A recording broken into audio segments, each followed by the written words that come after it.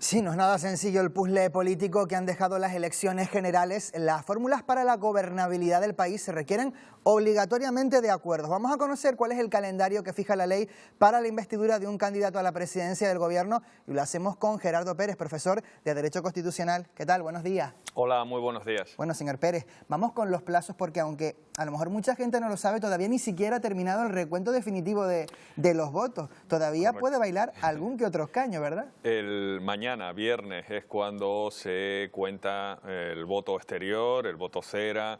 Existen algunos escaños que han sido adjudicados por pocos votos y a lo mejor pueden variar. Y por lo tanto lo que es la formación de cómo queda el Congreso de los Diputados todavía está pendiente de lo que ocurra mañana en la Junta Electoral Central.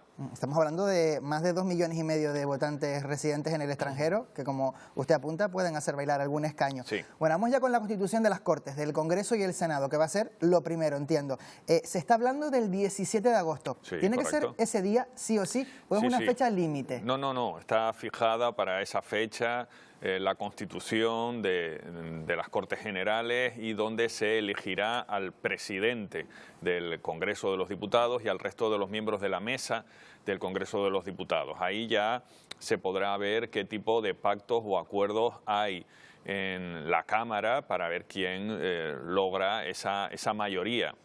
Y posteriormente, otro dato muy significativo es que a la semana siguiente es la constitución de los grupos parlamentarios.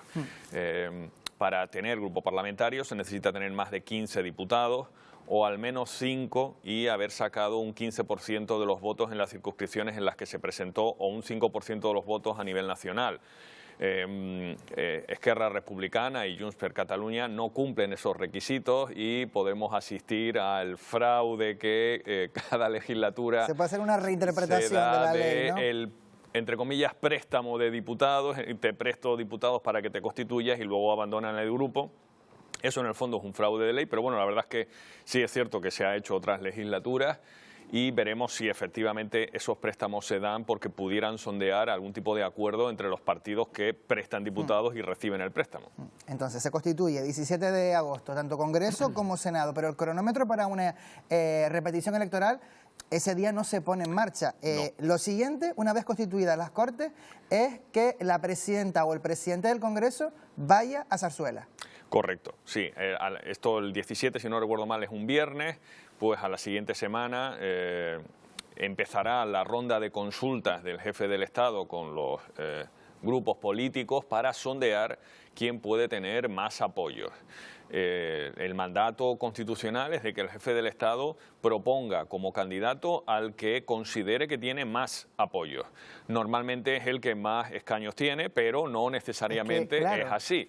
Con lo cual, bueno, en función de lo que le transmitan cada uno de los responsables de los grupos políticos al jefe del Estado, propondrá a uno u a otro.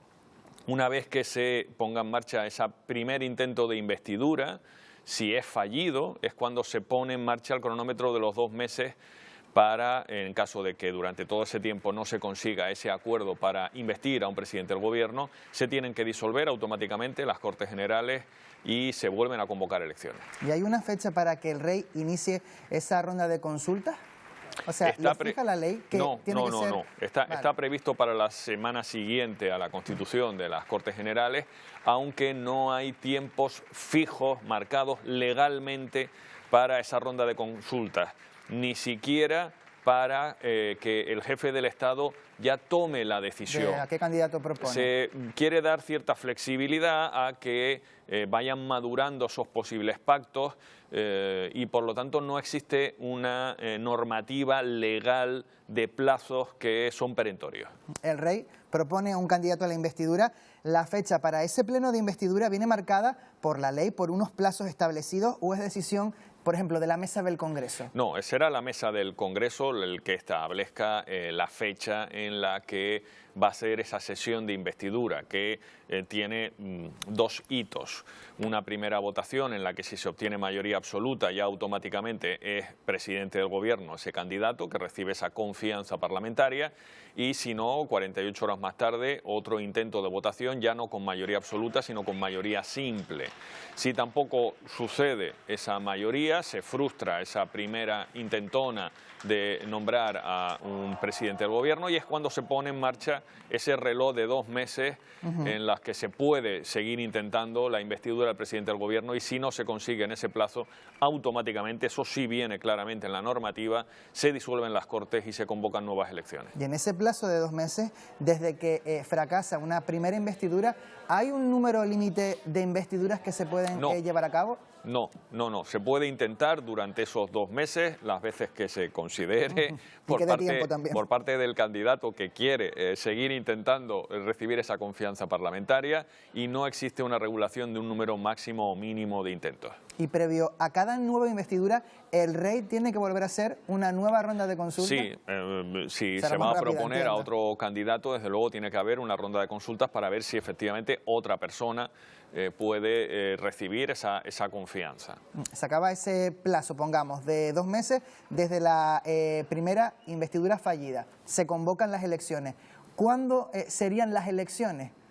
Bueno, como no hay una fecha clara para ese inicio de investidura, no te puedo dar una fecha clara, pero estaríamos hablando de diciembre. Sí, pero me refiero, imaginemos que hoy se cumple ese plazo de 2 meses. A partir de ese cumplimiento de los 2 meses, ¿cuántos días después serían las elecciones? Pues exactamente igual que en la convocatoria de elecciones que hemos pasado anteriormente. Hay un periodo para la presentación de candidaturas y a partir de ahí el calendario electoral de lo que es campaña electoral y votación. Estaríamos hablando de mediados de diciembre casi con toda seguridad. Y en el caso de que tuviese lugar una repetición electoral, ¿la campaña sería algo más corta? Me suena de que hubo alguna modificación en la ley cuando en 2016 creo que fue, hubo una repetición, ¿no? Sí, esa opción está sobre la mesa, es posible que sea... vamos a ver, de todas maneras... a día de hoy la diferencia entre precampaña, campaña electoral... Ya no hay línea casi. Es ya una diferencia que no tiene mucho sentido y por lo tanto lo relevante es la votación y el momento en el que se tienen que presentar las candidaturas con las listas electorales. Eso sí es... imprescindible y muy bien regulado. A partir de ahí, la verdad es que lo de la campaña ya pierde mucho sentido. Pues Gerardo Pérez, profesor de Derecho Constitucional, muchísimas gracias por habernos acompañado para tener más claras cuáles son esas fechas claves de este calendario de posible investidura. Gracias, buenos días. Vosotros.